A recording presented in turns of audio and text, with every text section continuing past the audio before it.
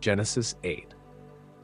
Then God remembered Noah and every living thing and all the animals that were with him in the ark, and God made a wind to pass over the earth, and the waters subsided. The fountains of the deep and the windows of heaven were also stopped, and the rain from heaven was restrained, and the waters receded continually from the earth. At the end of the 150 days, the waters decreased. Then the ark rested in the 7th month, on the 17th day of the month, on the mountains of Ararat, and the waters decreased continually until the 10th month. In the 10th month, on the first day of the month, the tops of the mountains were seen. So it came to pass at the end of 40 days that Noah opened the window of the ark which he had made. Then he sent out a raven, which kept going to and fro until the waters had dried up from the earth.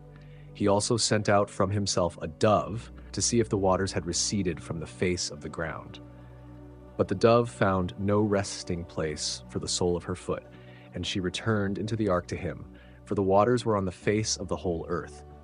So he put out his hand and took her, and drew her into the ark to himself. And he waited yet another 7 days, and again he sent the dove out from the ark.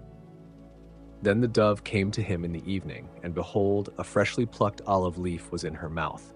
And Noah knew that the waters had receded from the earth. So he waited yet another 7 days and sent out the dove, which did not return again to him any more.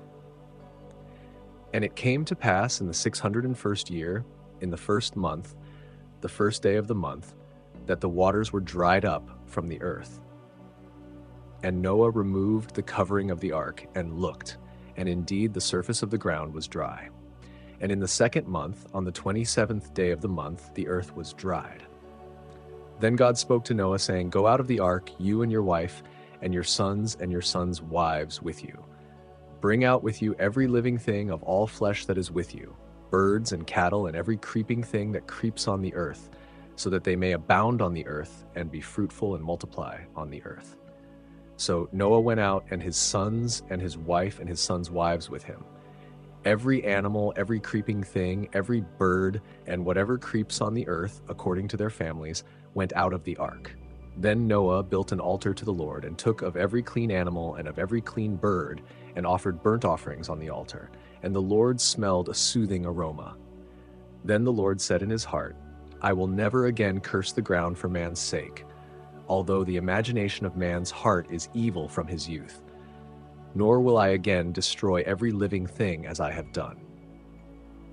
While the earth remains, seed time and harvest, cold and heat, winter and summer, and day and night shall not cease.